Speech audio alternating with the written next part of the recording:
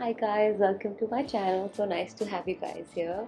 So today we're doing something super fun. We are actually going to be doing a paint with me. If you follow me on Instagram, you've probably seen my reel series and I am going to be painting one of those. Along with that, we're also going to be reviewing these amazing Himi Gouache paints. Like these are so good guys, so good. If you haven't already heard of these, look it up, find it on Amazon, get it. Like these are amazing. And I got these around 8 months ago. So they obviously don't look brand new, but I really wanted to use form an opinion before sharing it with you guys. And I'll also be making a painting using these paints so you guys can see how I've used it and how you could use it. So yeah, let's get started. So these are Himi water-based gouache paints, and I have my water, I have a paintbrush, and I have this watercolor paper from Canson. The box is a hard plastic packaging. It's kind of heavy, not the most convenient to carry around, but each little tub has so much quantity that you can be super generous with your paints when you're painting. At the back we have a list of all the colors. It's in Korean, I think.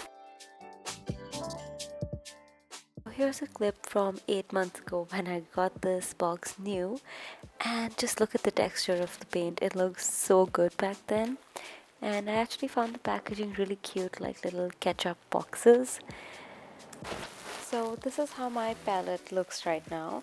Like I said, I have been using this palette for 8 months, so this is a very normal thing that happens to your paints. They do dry out and it's super easy to reactivate it. I do it by spraying some water onto the paints. You could also just add droplets of water in each tub.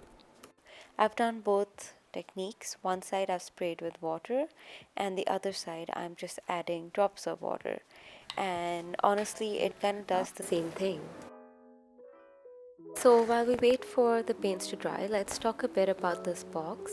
It comes with a really nice built-in palette. I haven't really cleaned mine because I don't like to waste the paint, but it's super convenient and useful when you're on the go. So before I lay down the swatches, I'm going to put a strip of black gouache paint, and I'm also going to put down a strip of acrylic black paint to compare the two. So as I start to swatch the paint, you're gonna notice that the black is blending into the swatches, and this happens because when I put gouache on gouache, the water kind of reactivates the black paint that's on the paper. Another cool thing is they've given two whites in this box, so I use one just as plain white when I'm not mixing it, and the other one when I need to mix in a little bit of color in it.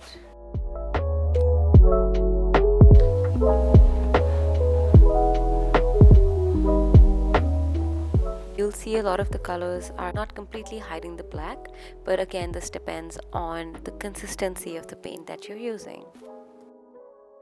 I'm also going to be trying out this trick that I saw online. Apparently if you add a lot of water to the tub and mix it really well, it should come back to its original form. Personally, I found that extremely tedious and unnecessary, as you can get the same result by just spraying some water onto your palette before you start painting.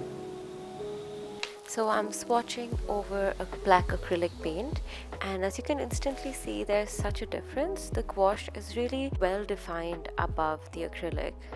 Like, look at these two pinks. Also, the texture of the paint really depends on how long you've let the water sit in the tub. Like the blue and the green both look extremely creamy, and that's why you get the perfect thick consistency. And this was my experiment, so let's see how this one does. It's actually really creamy and nice, and I know with a couple of layers it could be a really good consistency.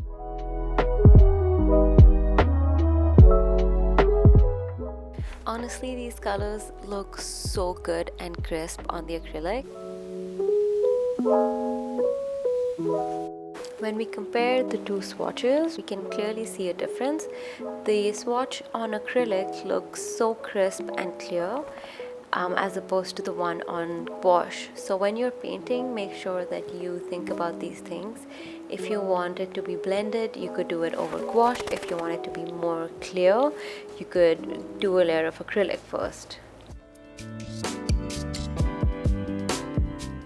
Alright, so let's actually use these paints now and see how they work.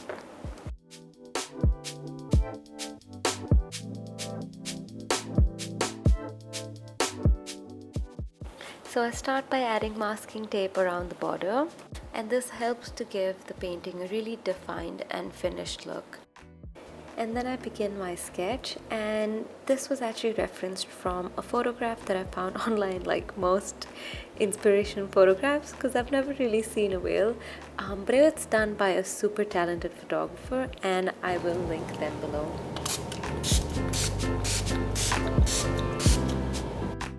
So by using the palette, I can control the texture and consistency of the paint that I'll be using by adding water to it.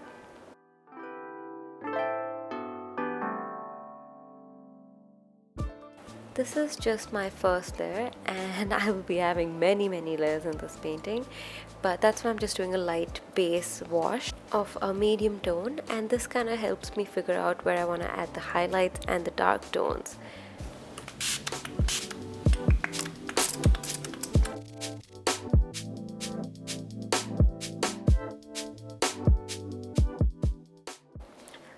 Right now I'm making a shade for the sky, and the sky is not exactly blue. It's got a bit of a red tint in it, and that's what I was trying to get.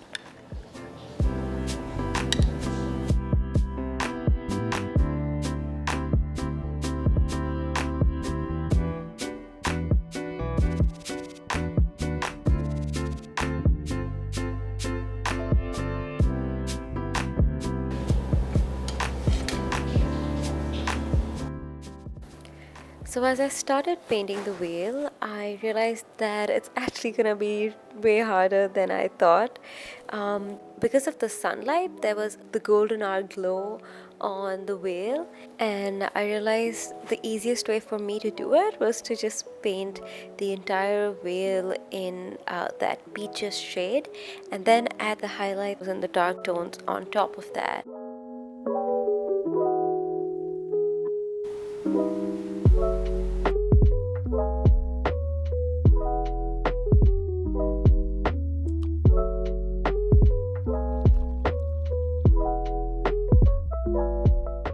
In the same way, I started adding the waves in the water. I don't really paint water much, but just doing my whale series, I got exposed to painting so much water. And the thing that I realized is water is really just a play of reflections and light. So if you can get that correctly, you can make water look amazing. To give the waves a bit more definition, I'm adding in the shadows using a really dark blue.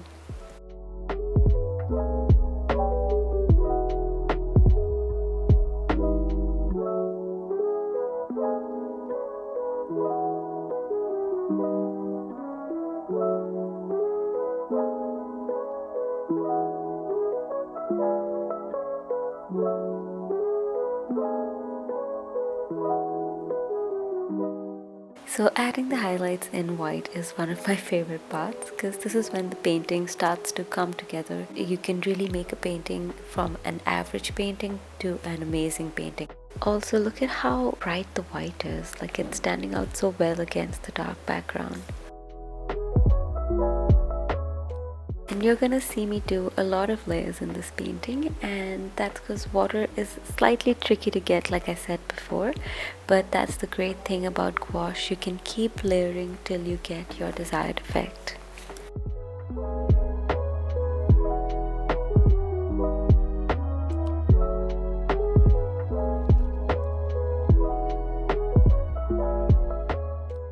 Then I'm going to use a really small brush to draw these little white dots.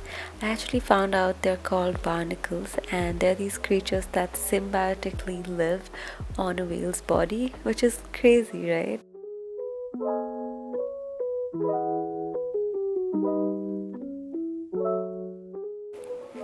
I'm just gonna pull the masking tape out, and this is so satisfying.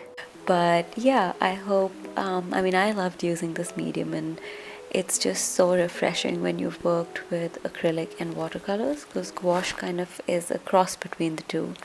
So anyway, I hope you guys found this informative and you feel equipped to try out this new medium.